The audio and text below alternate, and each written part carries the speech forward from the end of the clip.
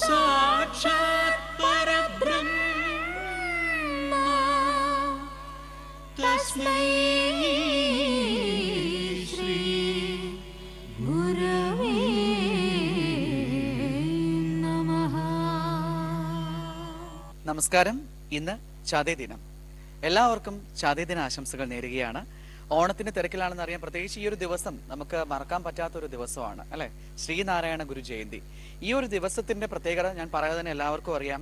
എത്രയേറെ ഒരുക്കങ്ങളാണ് ഓരോ സ്ഥലത്തും നടക്കുന്നത്. ഗുരുവിന്റെ ആ ഒരു ഓർമ്മകളിലൂടെ കടന്നു പോകുമ്പോൾ നമുക്ക് ഒരുപാട് കാര്യങ്ങൾ പറയാനുണ്ട്. ഇന്ന് ഞാൻ നിൽക്കുന്നത് അത്തരത്തിൽ വളരെ വിശേഷപ്പെട്ട ഒരു സ്ഥലത്താണ്. ഭഗവാൻ ശ്രീനാരായണ ഗുരുദേവന്റെ ജന്മഗൃഹത്തിലാണ് ഞാനിപ്പോൾ നിൽക്കുന്നത്. ചെമ്പഴന്തി വയൽവാരം വീട്. ശ്രീനാരായണ ഗുരുദേവൻ ജനിച്ച ആ വീടിന് മുന്നിലാണ് ഞാൻ നിൽക്കുന്നത്. ഇതാ കാണുന്നില്ലേ, ഭഗവാൻ ജനിച്ച ആ മൺകുടിൽ മുന്നിലാണ് നിൽക്കുന്നത്.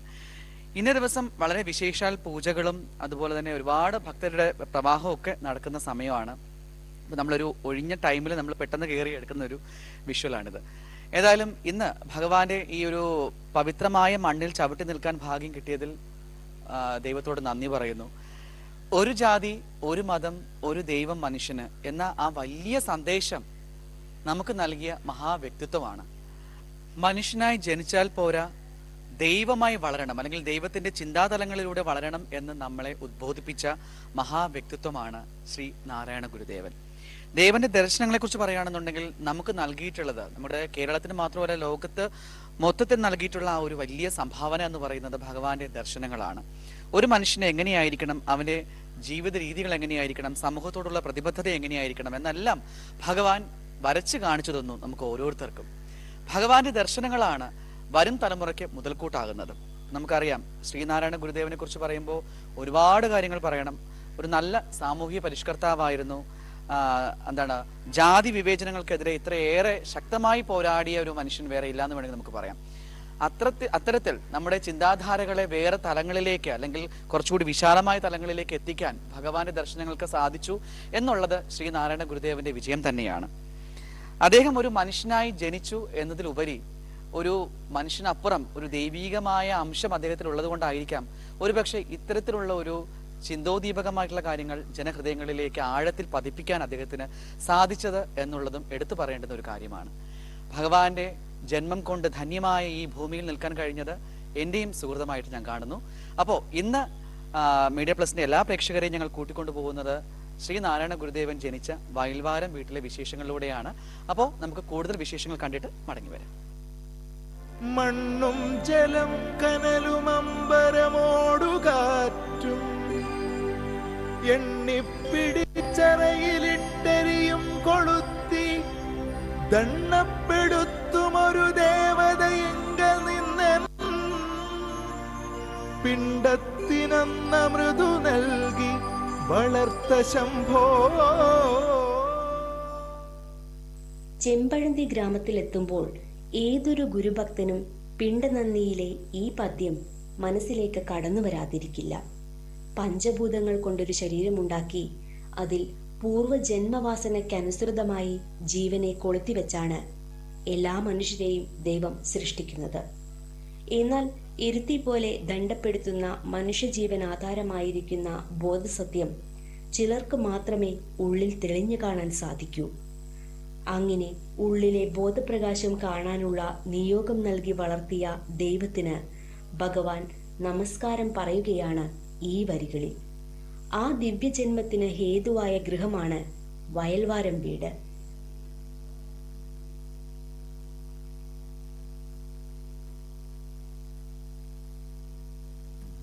വയൽവാരം വീടിന്റെ പുണ്യം, വേനൽ നിലാവിന്റെ ചന്തം, അവർണന്റെ നാവിൽ അനുഗ്രഹവേദമായി അവതീർണമായൊരു ജന്മം.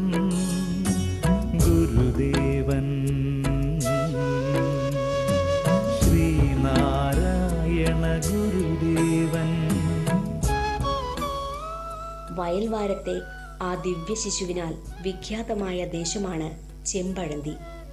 മനുഷ്യനായി ജനിച്ചാൽ ദൈവപദം വരെ വളരുക എന്നതാവണം ലക്ഷ്യമെന്ന് ലോകർക്ക് ബോധ്യം നൽകാൻ ഗുരുസ്ഥാനം സ്വീകരിച്ചു വന്ന ദൈവമാണ് ശ്രീനാരായണ ഗുരു. ആ ദൈവത്തിൻ്റെ മനുഷ്യരൂപം ജന്മമെടുത്ത വയൽവാരം വീട്ടിലെ പ്രസൂതിക ഗൃഹമാണ് ഈ മൺകുടിൽ. 3 മുറികളുള്ള അഴിയടിച്ച വീട്. തല കുനിച്ചു മാത്രം ആർക്കും അകത്തു കടക്കാവുന്നത്ര ഉയരം കുറഞ്ഞ വാതിൽ, ചാണകം മണക്കുന്ന ചുവരും തിണ്ണയും. പ്രകൃതി മാതാവേ, നിനക്ക് നമസ്കാരം. കോടിയുഗങ്ങൾ കൊടുവിൽ വിരിഞ്ഞൊരു യോഗമഹാത്ഭുത ചൈതന്യം, മതവൈരമില്ലാത്ത മഹിത സമൂഹത്തിൻ മനസാക്ഷിയാണീ മഹത്വം. മതവൈരമില്ലാത്ത മഹിത സമൂഹത്തിൻ മനസാക്ഷിയാണീ മഹത്വം. ഗുരുദേവൻ ശ്രീനാരായണ ഗുരുദേവൻ.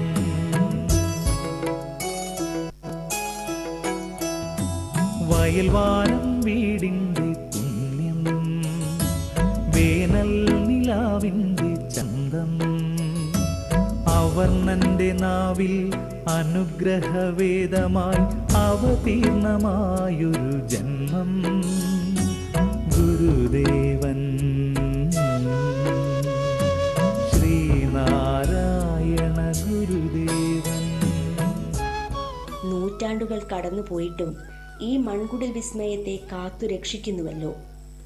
നടുവിലത്തെ മുറിയിൽ വാതിലിന് അഭിമുഖമായി ഭഗവാന്റെ പഞ്ചലോഹ വിഗ്രഹം പ്രതിഷ്ഠിച്ചിട്ടുണ്ട്. അതിൻ്റെ ഇടതുഭാഗത്തായിട്ടാണ് മഹാഗുരുവിന് പിറവി നൽകിയ ആ വിശ്വഗർഭാശയം. കുഞ്ഞുപാദങ്ങൾ പതിപ്പിച്ച ഭഗവാൻ ഈ തിണ്ണയിലും മുറ്റത്ത് നടന്നിരുന്നു എന്ന ഓർമ്മകളിൽ ആ ദിവ്യരൂപം മനതാരിൽ കണ്ട് നിർവൃതി പൂണ്ടാണ് ഭക്തർ വലം വെച്ച് തൊഴുന്നത്. അരുവിപ്പുറത്തെ പ്രതിഷ്ഠാമുഹൂർത്തത്തിൽ സ്നേഹവിലോലമായുലകം, വിദ്യ കൊണ്ടെന്നും പ്രബുദ്ധരാകണമെന്നാഹ്വാന സത്യം പ്രസക്തം. വിദ്യ കൊണ്ടെന്നും പ്രബുദ്ധരാകണമെന്നാഹ്വാന സത്യം പ്രസക്തം. ഗുരുദേവൻ ശ്രീനാരായണ ഗുരുദേവൻ.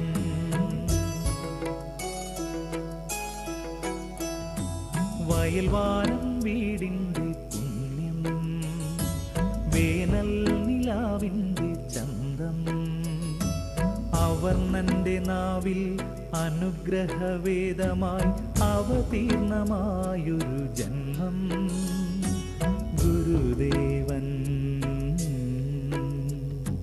ശ്രീനാരായണ ഗുരുദേവൻ. ഗുരുദേവന്റെ ഓർമ്മകളിലൂടെ കടന്നു പോകുമ്പോൾ നമ്മുടെ ഇവിടുത്തെ സെക്രട്ടറിയെ പരിചയപ്പെടാൻ നമുക്ക്. ഗുരുകുലം ശ്രീനാരായണ ഗുരുകുലം സെക്രട്ടറി ശ്രീ ശുഭാംഗാനന്ദ സ്വാമികൾ നമ്മളോടൊപ്പം ചേരുകയാണ്. നമസ്കാരം സ്വാമി. നാരായണ ഗുരുദേവന്റെ ശിഷ്യ പരമ്പരയിൽ നമുക്ക് എടുക്കാം അല്ലേ, എങ്ങനെയാണ് പറയേണ്ടത്? ഭഗവാന്റെ ഓർമ്മകളിലൂടെ കടന്നു പോകുമ്പോൾ നമുക്കറിയാം ഗുരുദേവൻ നമുക്ക് നൽകിയിട്ടുള്ള ദർശനങ്ങൾ ലോകത്തിന് മുഴുവനും മാതൃകയായിട്ട് മാറിയിരിക്കുന്ന ഒരു കാലഘട്ടം കൂടിയാണ്. എനിക്ക് തോന്നുന്നു ഇപ്പോൾ ഈ ഒരു കാലഘട്ടത്തിൽ 21-ാം നൂറ്റാണ്ടിൽ നമ്മൾ ജീവിക്കുമ്പോൾ അതിന് പ്രസക്തി ഏറുകയാണ്. ഭഗവാൻ നൽകി വെച്ചിട്ടുള്ള ദർശനങ്ങൾ ഇന്ന് ലോകത്തിന് തന്നെ വലിയൊരു മാതൃകയായിട്ട് ഭവിച്ചിരിക്കുന്ന ഒരു സമയമാണ്. ഭഗവാന്റെ ദർശനങ്ങളിലൂടെ കടന്നു പോകുമ്പോൾ സ്വാമിക്ക് എന്താണ് പറയാനുള്ളത്? ഗുരുവിൻ്റെ 168ാമത് തിരുജയന്തി സമാഗതമായിരിക്കുകയാണ്. ഓരോ തിരുജയന്തികളും കടന്നു വരുമ്പോഴും സമകാലീന വിഷയങ്ങളിലേക്ക് കടന്നു ചെല്ലുവാനും ജീവിതഗന്ധികളായ വിഷയങ്ങളിലുണ്ടായിട്ടുള്ള പ്രശ്നങ്ങളെയും പ്രതിസന്ധികളെയും പരിഹരിക്കുവാൻ ഗുരു നൽകിയിട്ടുള്ള ഉപദേശങ്ങളെയും തത്വചിന്തകളെയുമൊക്കെ സാംശീകരിക്കുവാനും ചർച്ചകൾക്കും ചിന്തകൾക്കും വിധേയമാക്കുവാനുമാണ് ഓരോ തിരുജയന്തിയും നമുക്ക് പ്രചോദനമേകുന്നത്. ഈ വർഷത്തെ സംബന്ധിച്ചിടത്തോളം സ്വതന്ത്ര മതേതര ഭാരതം അതിൻ്റെ സ്വാതന്ത്ര്യ സങ്കല്പത്തിൻ്റെ 75ാമത് വാർഷികം ആഘോഷം കൊണ്ടാടുകയാണ്. ഈ സന്ദർഭത്തിൽ സ്വതന്ത്ര മതേതര ഭാരതം 75 വർഷം പിന്നിടുമ്പോൾ ആ സ്വാതന്ത്ര്യ സങ്കല്പം എത്രമാത്രം അർത്ഥപൂർണമായിട്ടുണ്ട് എന്നതിനെ സംബന്ധിച്ചുള്ള ആത്മപരിശോധനയും ആത്മവിചിന്തനം നടത്തേണ്ട ഒരു സന്ദർഭത്തിലൂടെയാണ് നാം കടന്നു പോകുന്നത്. സ്വതന്ത്ര മതേതര ഭാരതം അതിൻ്റെ സ്വാതന്ത്ര്യ സങ്കല്പം യാഥാർത്ഥ്യമാക്കുന്നതിന് പതിറ്റാണ്ടുകൾക്ക് മുമ്പ് തന്നെ സമത്വത്തിൻ്റെയും സാഹോദര്യത്തിൻ്റെയും സമന്വയത്തിൻ്റെയും മതേതരത്വത്തിൻ്റെയും മഹിത സന്ദേശം അരുവിപ്പുറത്ത് ഗുരു ഉദ്ഘോഷണം ചെയ്യുകയുണ്ടായി, പ്രതിഷ്ഠ നടത്തിക്കൊണ്ട് ഉദ്ഘോഷണം ചെയ്യുകയുണ്ടായി. ആ സ്വാതന്ത്ര്യ സങ്കല്പം സ്വതന്ത്ര മതേതര ഭാരതത്തിൽ എത്രമാത്രം പ്രായോഗികമാക്കുവാൻ നമുക്ക് കഴിഞ്ഞിട്ടുണ്ട് എന്ന് പരിശോധിക്കേണ്ടതുണ്ട്. കേവലം ഗുരുവിൻ്റെ കാഴ്ചപ്പാടിൽ വൈദേശിക ആധിപത്യത്തിൽ നിന്നുള്ള മോചനം മാത്രമായിരുന്നില്ല സ്വാതന്ത്ര്യം എന്നാണ് ഗുരു കണ്ടത്. അതുകൊണ്ട് തന്നെയാണ് ചരിത്രം പരിശോധിക്കുമ്പോൾ സ്വാതന്ത്ര്യ സമരത്തെ സംബന്ധിച്ച് വ്യക്തമായ കാഴ്ചപ്പാടുകളൊന്നും ഗുരു രേഖപ്പെടുത്തിയതായി ചരിത്രത്തിൽ കാണുവാൻ കഴിയുന്നില്ല. ഗുരു ആഗ്രഹിച്ചതും സഞ്ചാര സ്വാതന്ത്ര്യവും വിദ്യാഭ്യാസ സ്വാതന്ത്ര്യവും ആത്മീയ സ്വാതന്ത്ര്യവും ആരാധനാ സ്വാതന്ത്ര്യവും, ഇങ്ങനെ മനുഷ്യൻ ജീവിതഗന്ധികളായ എല്ലാ വിഷയങ്ങളുള്ള സ്വാതന്ത്ര്യമാണ് യഥാർത്ഥ സ്വാതന്ത്ര്യമെന്നാണ് ഗുരു കൽപ്പിച്ചത്. സ്വാതന്ത്ര്യ സമരം കാളി നിൽക്കുമ്പോഴും വൈക്കത്ത് നടന്ന വൈക്കം സത്യാഗ്രഹ പന്തൽ സന്ദർശിക്കുവാനും സത്യാഗ്രഹികളെ അനുഗ്രഹിക്കുവാനും ആശീർവദിക്കുവാനും ഗുരു തയ്യാറായി എന്നുള്ളതാണ്. കാരണം വൈക്കം സത്യാഗ്രഹം സഞ്ചാര സ്വാതന്ത്ര്യത്തിലുള്ള സത്യാഗ്രഹമായിരുന്നു. അപ്പോൾ സഞ്ചാര സ്വാതന്ത്ര്യത്തിന് വേണ്ടിയുള്ള സമരത്തിൽ ഗുരു പങ്കാളിയാകുവാൻ ശ്രമിച്ചു. അപ്പോൾ ഗുരുവിൻ്റെ സ്വാതന്ത്ര്യ സങ്കല്പം സമസ്ത മേഖലകളെയും സ്വതന്ത്രമാക്കുന്ന ഒരു സങ്കല്പമായിരുന്നു. അതിലേക്ക് കൊണ്ടുപോകുവാൻ, അതിനെത്തിച്ചേരുവാൻ വിദ്യയിലൂടെ മാത്രമേ കഴിയൂ എന്നുള്ള തിരിച്ചറിവ് യുഗാചാര്യനായ ശ്രീനാരായണ ഗുരുവിനുണ്ടായിരുന്നു. വിദ്യ കൊണ്ട് സ്വതന്ത്രരാകുവാൻ ഗുരു കൽപ്പിച്ചു. അപ്പോൾ ആ വിദ്യാഭ്യാസ സങ്കല്പത്തെ എത്രമാത്രം നമുക്ക് സ്വായത്തമാക്കുവാൻ കഴിഞ്ഞു. ഇന്ന് നമ്മുടെ വിദ്യാഭ്യാസ മണ്ഡലം പണാധിപത്യത്തിൻ്റെ അധീനതയിൽപ്പെട്ടിരിക്കുകയാണ്. പാവപ്പെട്ടവർക്ക് വിദ്യ നേടുവാനുള്ള അവസരം നിഷേധിച്ചുകൊണ്ട് പണമുള്ളവർക്ക് മാത്രം വിദ്യ നേടുവാൻ കഴിയുന്ന ഒരു സാഹചര്യത്തിലേക്കാണ് നമ്മുടെ കാലഘട്ടം പോയിക്കൊണ്ടിരിക്കുന്നത്. അപ്പോൾ ഇത്തരത്തിലുള്ള അവസ്ഥാവിശേഷങ്ങളെ മാറ്റിമറിക്കുവാനും പൂർണ്ണമായ സ്വാതന്ത്ര്യത്തിലേക്ക് എത്തിച്ചേരുവാനുമുള്ള അവസ്ഥാവിശേഷത്തിലേക്ക് പോകുവാനുള്ള ചർച്ചകൾക്ക് ഇതുപോലുള്ള തിരുജയന്തി ചിന്തകൾ തുടക്കമിടേണ്ടതുണ്ട്. തിരുവനന്തപുരം നഗരമധ്യത്തിൽ നിന്ന് 12 കിലോമീറ്റർ അകലെയാണ് ചെമ്പഴന്തി. ശ്രീകാര്യം ജംഗ്ഷനിൽ നിന്ന് പോത്തങ്കോട് സഞ്ചരിച്ചാൽ ചെമ്പഴന്തി ഗുരുകുലത്തിലെത്താം. വയൽവാരം വീടിന്റെ കിഴക്കുഭാഗത്തായിട്ടാണ് പിൽക്കാലത്ത് രൂപം കൊണ്ട ചെമ്പഴന്തി സ്കൂൾ. വടക്കുഭാഗത്ത് പ്രശസ്തമായ ചെമ്പഴന്തി SN കോളേജ്. വയൽവാരം വീടിന്റെ തെക്കുഭാഗത്തായി കൊടിമരവും ശ്രീകോവിലും നാലമ്പലവുമൊക്കെയുള്ള മണക്കൽ ക്ഷേത്രം. മണക്കൽ ക്ഷേത്രം വളരെ പുരാതനമാണ്. 8 വീട്ടിൽ പിള്ളമാരിൽ പ്രധാനിയായിരുന്ന ചെമ്പഴന്തി പിള്ളയുടെ സ്വാധീനത്തിലിരുന്ന പ്രദേശമായിരുന്നു ഇത്. അതിനാൽ വയൽവാരം വീട്ടിൽ പരദേവതയായ മണക്കൽ ദേവി ക്ഷേത്രത്തിൽ നായർ സമുദായങ്ങൾക്കും അവകാശമുണ്ടായിരുന്നു. പൂജ ചെയ്തിരുന്നത് വയൽവാരം വീട്ടുകാരായിരുന്നു എന്ന് മാത്രം. നായർ ഈഴവ ഐക്യത്തോടെ ഉത്സവം നടത്തിയിരുന്ന ഏക ക്ഷേത്രമായിരുന്നു മണക്കൽ. ഇരുവിഭാഗക്കാർക്കും പ്രത്യേകമായ കളിത്തട്ടുണ്ടായിരുന്നു. ഭദ്രകാളിയായിരുന്നു ഇവിടുത്തെ പ്രതിഷ്ഠ. പ്ലാവിൻ തടിയിൽ തീർത്ത വിഗ്രഹത്തിൽ മൃഗബലി നടത്തി ചോര അഭിഷേകം ചെയ്ത കാലവുമുണ്ടായിരുന്നു. ഈ ദേവിയുടെ ഒരു കുഞ്ഞു ഭക്തനായി ഈ ക്ഷേത്രമുറ്റത്ത് കളിച്ചു വളർന്നു.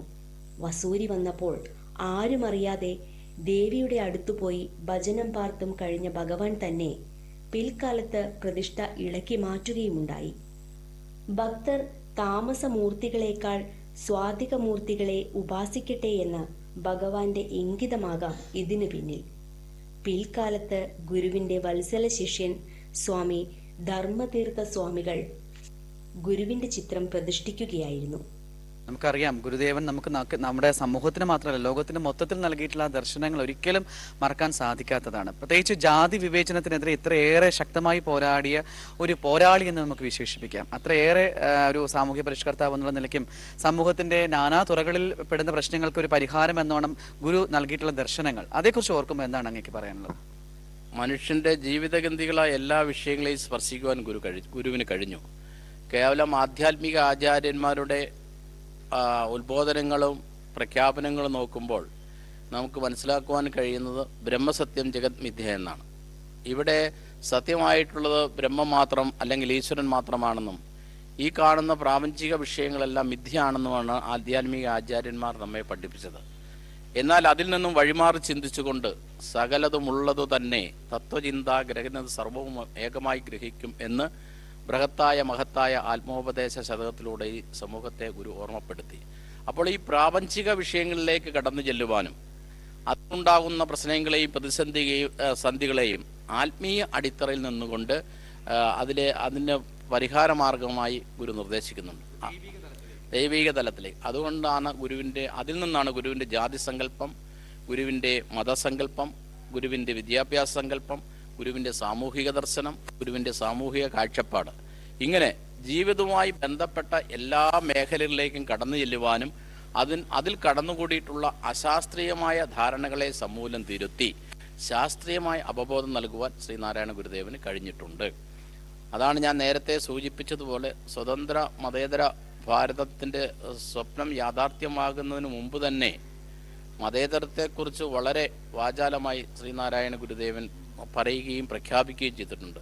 ഇന്നേക്ക് ഒരു നൂറ്റാണ്ടിന് മുമ്പ്, കൃത്യമായി പറഞ്ഞാൽ 1924 ഏഷ്യയിലെ ആദ്യത്തേതും ലോകത്തെ രണ്ടാമത്തേതുമായ സർവമത സമ്മേളനം ഗുരുദേവൻ വിളിച്ചു ചേർക്കുകയുണ്ടായി. ഇന്ന് നാം സമ്മേളനങ്ങൾ ചേരുമ്പോൾ വാദിക്കാനും ജയിക്കാനുമാണെങ്കിൽ അന്ന് ഗുരു വിളിച്ചു ചേർത്ത സമ്മേളനത്തിൻ്റെ പ്രധാന കവാടത്തിൽ എഴുതി വെച്ചത് വാദിക്കാനും ജയിക്കാനുമല്ല, അറിയാനും അറിയിക്കാനുമാണ്. അപ്പോൾ എല്ലാ മതങ്ങളുടെയും സാരാംശം ഉൾക്കൊള്ളുവാനും എല്ലാ മതങ്ങളെയും സ്നേഹബുദ്ധിയ കാണുവാനും ബഹുമാനിക്കുവാനുമുള്ള അവസ്ഥാവിശേഷം, അങ്ങനെ യഥാർത്ഥമായ മത സാഹോദര്യം മതേതരത്വം ഊട്ടിയുറപ്പിക്കുവാനുള്ള അവസ്ഥാവിശേഷമാണ് ഗുരു സ്വപ്നം കണ്ടത്. അതിനെ യാഥാർത്ഥ്യമാക്കുവാനുള്ള പ്രവർത്തനത്തിന് വേണ്ടിയാണ് ഗുരു മുന്നോട്ട് പോയിട്ടുള്ളതും എന്ന് കാണുവാൻ കഴിയും. നാരായണ ഗുരു ജയന്തിയോടനുബന്ധിച്ച് നമുക്കറിയാം ചെമ്പഴന്തിയിലുള്ള വയൽവാരം വീട്ടിലും ഭഗവാൻ ജനിച്ച ആ ഒരു കുടിലിൽ ഒരുപാട് വിശേഷങ്ങൾ നടക്കാറുണ്ട് അല്ലെ. ഭഗവാന്റെ പഞ്ചലോഹ വിഗ്രഹം ഇവിടെ സ്ഥാപിച്ചിട്ടുണ്ട്. ഇതിനു മുന്നിൽ ധാരാളം ഭക്തജനങ്ങൾ കടന്നു വരുന്ന ഒരു ദിവസം കൂടിയാണെന്ന് അല്ലെ. എന്തൊക്കെയാണ് വിശേഷ പൂജകളും ഇന്ന് എന്തൊക്കെ പ്രത്യേകതകളാണ് ഇവിടെയുള്ളത്? ആഘോഷ പരിപാടികൾ ഈ വർഷത്ത് കഴിഞ്ഞ 2 വർഷമായി കോവിഡിൻ്റെ പശ്ചാത്തലത്തിൽ ആഘോഷങ്ങൾ നടക്കാറില്ലായിരുന്നു. ഈ വർഷം വളരെ വിപുലമായ ആഘോഷ പരിപാടികളാണ് നടക്കുന്നത്. തിരുവോണം മുതൽ ചതയം വരെ നീണ്ടു നിൽക്കുന്ന 3 ദിവസത്തെ പരിപാടിയിൽ വിശേഷാൽ പൂജകൾ ഉൾപ്പെടെ വിവിധ സമ്മേളനങ്ങൾ, പ്രഭാഷണങ്ങൾ തുടങ്ങിയവ എല്ലാം, കലാപരിപാടികൾ ഉൾപ്പെടെയുള്ള പരിപാടികളെല്ലാം ആസൂത്രണം ചെയ്തിട്ടുണ്ട്. അതോടൊപ്പം കേന്ദ്ര സർക്കാർ ഈ വർഷം ഓണം വാരാഘോഷത്തിൻ്റെ ഭാഗമായി ഗുരുകുല കൺവെൻഷൻ സെൻറ്ററിൽ ഒരു വേദി കൂടി അനുവാദം നൽകിയിട്ടുണ്ട്. ആ വേദി കൂടി പ്രഖ്യാപിച്ചിട്ടുണ്ട്. ആ വേദിയിൽ 6-ാം തീയതി മുതൽ വിവിധ കലാപരിപാടികളും അരങ്ങേറുകയാണ്. വളരെ എന്താണ് പറയേണ്ടത്, ഭഗവാന്റെ തിരുനാൾ വളരെ ആഘോഷപൂർവ്വമായിട്ട് നമ്മൾ ഇത്തവണ ഈ 2.5 വർഷത്തെ ഒരു ഇടവേളയ്ക്ക് ശേഷം വളരെ അത്യാഹ്ലാദപൂരമായിട്ട് തന്നെ നമ്മൾ നടത്തുകയാണ് അല്ലേ.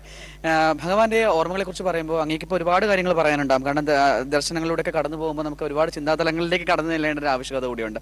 എങ്കിലും ചോദിക്കുകയാണ്, ഭഗവാന്റെ ദർശനങ്ങളെ നോക്കിക്കാണുമ്പോൾ ഇന്നത്തെ സമൂഹം അത് എത്രത്തോളം അവരിൽ പ്രതിഫലിക്കുന്നുണ്ട്? അങ്ങ് ഇടയ്ക്ക് സൂചിപ്പിച്ചു, അത് നമുക്ക് പലതും വിദ്യാഭ്യാസ കാര്യത്തിലാണെങ്കിൽ കൂടിയും പല പാളിച്ചകളും കാണുന്നുണ്ട്. എങ്കിലും ഭഗവാന്റെ ദർശനങ്ങളിൽ കുറേ ഭാഗങ്ങളെങ്കിലും ജനങ്ങൾ അത് സ്വീകരിക്കുന്നില്ലേ? ഉണ്ട്, നല്ലൊരു ശതമാനം ആളുകൾ അത് സ്വീകരിക്കുന്നുണ്ട്. പക്ഷേ ഗുരുവിൻ്റെ ദർശനം എന്ന് പറയുന്നത് വിശാലമായ ഒരു കാഴ്ചപ്പാടാണ്, വിശാലമായ ഒരു മാനവിക ദർശനമാണ്. ആ വിശാലമായ മാനവിക ദർശനത്തിൻ്റെ മറവിൽ നിന്നുകൊണ്ട് ആ ദർശനത്തെ പാർശ്വവൽക്കരിക്കുവാൻ ചില ശ്രമങ്ങൾ നടക്കുന്നുണ്ട്. അതിലൊന്നാമത്തേത് ചില ഭൗതിക രാഷ്ട്രീയ പ്രത്യയശാസ്ത്രങ്ങളുടെ പിൻബലത്തോടുകൂടി ഗുരുവിൻ്റെ മഹത്തായ ദർശനത്തെ ഭൗതികവൽക്കരിക്കുവാനുള്ള ശ്രമം ഒരു ഭാഗത്ത് നടക്കുമ്പോൾ മറ്റൊരു ഭാഗത്ത് ഗുരുവിൻ്റെ ദർശനത്തെ ഹൈന്ദവൽക്കരിക്കുവാനും ഒരു ശ്രമം നടക്കുന്നു. അപ്പോൾ ഹൈന്ദവൽക്കരണവും ഭൗതികവൽക്കരണവുമെല്ലാം ഗുരു ദർശനത്തിന് വിരുദ്ധമാണ്. ഇതിന് ഭൗതികവൽക്കരണത്തിനും ഹൈന്ദവൽക്കരണത്തിനുമെല്ലാം അതീതമായി മനുഷ്യനെ മനുഷ്യനായി കാണുവാനാണ് ശ്രീനാരായണ ഗുരുദേവൻ ശ്രമിച്ചിട്ടുള്ളതും പ്രയത്നിച്ചിട്ടുള്ളതും. ഗുരുവിൻ്റെ ദർശനത്തിൻ്റെയും സന്ദേശത്തിൻ്റെയും തത്വസംഹിതയുടെയും ആകത്തുക എവിടെ നാം എല്ലാം കൂടി പരിശോധിച്ചാൽ അവസാനം എത്തിച്ചേരുന്നത് മനുഷ്യൻ നന്നാകണം, മനുഷ്യൻ സ്വതന്ത്രരാകണം. ഈ 2 ഉപദേശങ്ങളിലാണ് എല്ലാം ഉള്ളടക്കം ചെയ്തത്. മനുഷ്യൻ നന്നാകണം, മനുഷ്യൻ സ്വതന്ത്രനാകണം. മനുഷ്യൻ നന്നാകുക എന്ന് വെച്ചാൽ ഭൗതികമായ പുരോഗതി, ശരീരപുഷ്ടി പ്രാപിക്കുക എന്നുള്ളത് അല്ല. മാനസികമായും ആന്തരികമായും ഔന്നത്യത്തിലേക്ക് പോകുവാനുള്ള അവസ്ഥാവിശേഷം മനുഷ്യനുണ്ടാകണം. അതായത് മനുഷ്യത്വത്തിലതീതമായ മറ്റു ജീവജാലങ്ങളിൽ നിന്നും വ്യത്യസ്തമായി മനുഷ്യന് ചില മാനുഷിക ഗുണങ്ങളുണ്ട്. ആ ഗുണങ്ങളെ ഉയർത്തിപ്പിടിക്കുവാനും അതിനെ പരിപോഷിപ്പിക്കുവാനും അതിനെ ഹൃദയം കൊണ്ട് ഏറ്റുവാങ്ങുവാനും അത് ജീവിതത്തിൽ പകർത്തുക എന്നുള്ളതാണ് മനുഷ്യത്വപൂർണ്ണമായ ജീവിതം എന്ന് പറയുന്നത്. ആ ജീവിതത്തിലൂടെ മാത്രമേ മനുഷ്യനായി ജീവിക്കുവാൻ കഴിയുള്ളൂ. അതാണ് മനുഷ്യൻ്റെ ജാതി എന്ന് ഗുരു പറയുന്നു. അതുപോലെ തന്നെ സ്വതന്ത്രത കൈവരിക്കണം. ബന്ധങ്ങളിൽ നിന്നും ബന്ധനങ്ങളിൽ നിന്നുള്ള മോചനമാണ് സ്വതന്ത്ര എന്ന് പറയുന്നത്. ആ സ്വതന്ത്രത ആത്മീയ ഔന്നത്യത്തിലൂടെ മാത്രമേ കഴിയുകയുള്ളൂ. ആത്മീയ ഔന്നത്യത്തിലേക്ക് ഇവിടെ വിദ്യാഭ്യാസപരമായി, സാമൂഹികപരമായി, സാംസ്കാരികപരമായി പിന്തള്ളപ്പെട്ട് കിടന്ന ഒരു ജനവിഭാഗത്തെ ജീവിതത്തിൻ്റെ മുഖ്യധാരയിലേക്ക് ഉയർത്തിക്കൊണ്ടുവരുവാനുള്ള ശ്രമമാണ് ഗുരു നടത്തിയത്. അത് അവർ ജീവിതഗന്ധികളായ വിഷയത്തോടൊപ്പം തന്നെ ആത്മീയ ഔന്നത്യത്തിലേക്കും അവരെ കൂട്ടിക്കൊണ്ടുപോകാനുള്ള ഗുരുവിൻ്റെ പ്രവർത്തനങ്ങൾ, പ്രത്യേകിച്ച് ക്ഷേത്രപ്രതിഷ്ഠകൾ ഒക്കെ കാണുവാൻ കഴിയും. അങ്ങനെ ഒരു സമ്പൂർണ്ണ മനുഷ്യനെ സൃഷ്ടിക്കുക എന്നുള്ളതാണ് ശ്രീനാരായണ ഗുരു ദർശനത്തിൻ്റെ ആകത്തുക. ഗുരുകുലം സെക്രട്ടറി എന്നുള്ള നിലയ്ക്ക് ഞാൻ ചോദിക്കുകയാണ്, എന്തൊക്കെ വികസന പ്രവർത്തനങ്ങളാണ് ഇതിനോടൊപ്പം നടത്തിയിരിക്കുന്നത്, എന്തൊക്കെ പ്രവർത്തനങ്ങളാണ് നടത്താനായിട്ട് ഉദ്ദേശിക്കുന്നത്? ശ്രീനാരായണ ഗുരുവിൻ്റെ ജന്മഗൃഹം മതേതരത്വത്തിൻ്റെ പ്രകാശഗോപുരമാണ്. ആ പ്രകാശ ഗോപുരത്തെ ഗുരുവിൻ്റെ മഹത്തായ ദർശനം പ്രചരിപ്പിക്കുന്ന ഒരു കേന്ദ്രമായി മാറ്റിക്കൊണ്ടിരിക്കുകയാണ്. അതുകൊണ്ട് ഇവിടുത്തെ വരുന്ന ഒരു മതേതര തീർത്ഥാടന കേന്ദ്രം എന്ന നിലയിൽ നമ്മുടെ സംസ്ഥാനത്തിൻ്റെയും രാജ്യത്തിൻ്റെയും വിവിധ ഭാഗങ്ങളിൽ നിന്ന് തീർത്ഥാടകർ എത്തിച്ചേരുന്നുണ്ട്. അതിൻ്റെ അടിസ്ഥാനത്തിൽ ഭൗതിക സൗകര്യ വികസനം ഉണ്ടാകേണ്ടത് അനിവാര്യമാണ്. ഈ ആവശ്യം ഒന്നാം പിണറായി സർക്കാരിൻ്റെ മുമ്പിൽ വെക്കുകയും അവരതിനെ അംഗീകരിക്കുകയും ചെയ്തുകൊണ്ട് 19 കോടി രൂപ ചെലവഴിച്ചുകൊണ്ട് അന്താരാഷ്ട്ര നിലവാരമുള്ള ഒരു കൺവെൻഷൻ സെൻറ്റർ രൂപീകരിക്കുകയുണ്ടായി. അത് ഒന്നാം ഘട്ട പണി പൂർത്തീകരിച്ചു. രണ്ടാം ഘട്ടം ഇന്ത്യയിലെ ഏറ്റവും ബൃഹത്തായ ഒരു ഡിജിറ്റൽ മ്യൂസിയം ഏതാനും മാസങ്ങൾക്ക് ശേഷം അത് ഉദ്ഘാടനം ചെയ്യപ്പെടുകയാണ്. അതിൻ്റെ നിർമ്മാണം പുരോഗമിക്കുകയാണ്.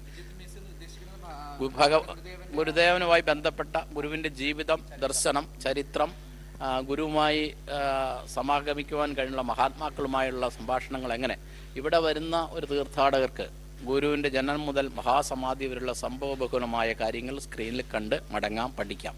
അതിനെ ഉദ്ദേശിച്ചുകൊണ്ടാണ് ഡിജിറ്റൽ മ്യൂസിയം കൂടി ഉണ്ടാകുന്നത്. ഇനിയും ഒട്ടേറെ വികസന പ്രവർത്തനങ്ങൾ നടത്താനുണ്ട്. ഇതിൻ്റെ ശ്രീനാരായണ ധർമ്മ സംഘം എന്ന സന്യസ്ത സംഘത്തിൻ്റെ കീഴിലാണ് പ്രവർത്തിക്കുന്നത്. സംഘവും അതിൻ്റെ വിപുലമായ പരിപാടികൾ ആസൂത്രണം ചെയ്യുന്നുണ്ട്. സർക്കാരിൻ്റെയും അതോടൊപ്പം തന്നെ കേന്ദ്ര ഗവൺമെൻറ്റിൻ്റെയും പദ്ധതികൾ അവിടെ ആവിഷ്കരിച്ചു വരുന്നുണ്ട്. ശിവഗിരി സർക്യൂട്ട് എന്ന പദ്ധതിയിൽ ഉൾപ്പെടുത്തിക്കൊണ്ട് ഇവിടുത്തെ ഭൗതിക വികസന പ്രവർത്തനം കേന്ദ്ര ഗവൺമെൻറ്റും വലിയ സഹായങ്ങൾ ചെയ്തു വരികയാണ്. ഗുരുവിൻ്റെ ജന്മദിനത്തിൽ മാത്രമല്ല ഗുരുവിൻ്റെ ദർശനങ്ങൾ നമ്മൾ ഓർക്കേണ്ടത്. നമ്മുടെ ഓരോ ജീവിത യാത്രയിലും ഗുരുവിൻ്റെ ദർശനങ്ങൾ പവിത്രമായി കാണുകയും അത് ജീവിതത്തിൽ ഉടനീളം പാലിക്കാൻ നമ്മൾ ഓരോരുത്തരും ശ്രമിക്കുകയും ചെയ്യണം എന്നൊരു സന്ദേശം കൂടിയാണ് ഈ ഒരു ജയന്തി ദിനത്തിൽ നമുക്ക് പറയാനുള്ളത്, അല്ലേ?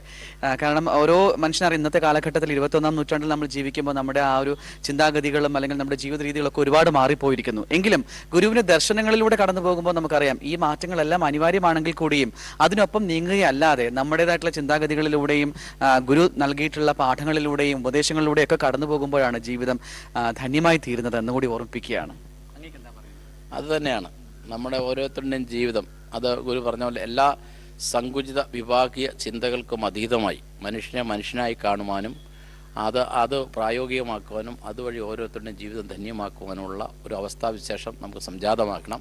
അത് ഗുരുവിൻ്റെ അനുഗ്രഹ കൃപാകടാക്ഷം നമുക്ക് ഏവർക്കും ഉണ്ടാകട്ടെ എന്ന് പ്രാർത്ഥിക്കുന്നു, പ്രത്യാശിക്കുന്നു.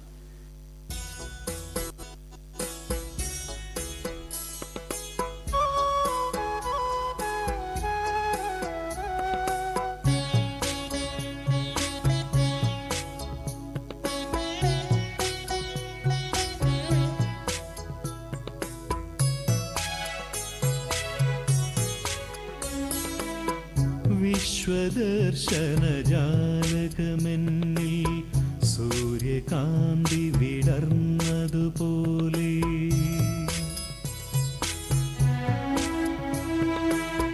വിശ്വദർശനജാലകമെന്നിൽ സൂര്യകാന്തി വിടർന്നതുപോലെ ശ്രീ നിറഞ്ഞൊരു നരനായി നിൽപ്പൂ ശ്രീവരം ഗുരുദേവൻ ശ്രീ നിറഞ്ഞൊരു നരനായി നിൽപ്പൂ ശ്രീവരം ഗുരുദേവൻ വിശ്വദർശന ജാലകമെന്നിൽ സൂര്യകാന്തി വിടർന്നതുപോലെ.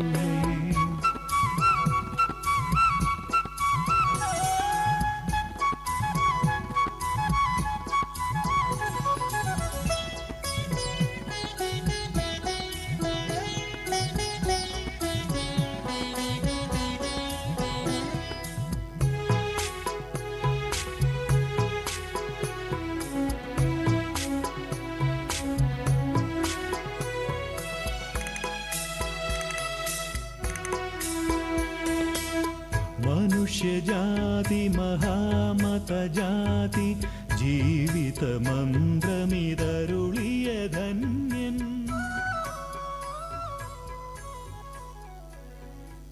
തീർച്ചയായിട്ടും ഇത് കണ്ടുകൊണ്ടിരിക്കുന്ന പ്രേക്ഷകർ വയൽവാരം വീട് തേടി വരണം. ഭഗവാന്റെ പാദസ്പർശമേറ്റ ആ പുണ്യ ഭൂമിയിലൂടെ നടക്കണം. ആ ക്ഷേത്രവും ഭഗവാന്റെ ആ ദിവ്യ ദർശനങ്ങളും ഒക്കെ നമുക്കിവിടെ കാണാൻ സാധിക്കും.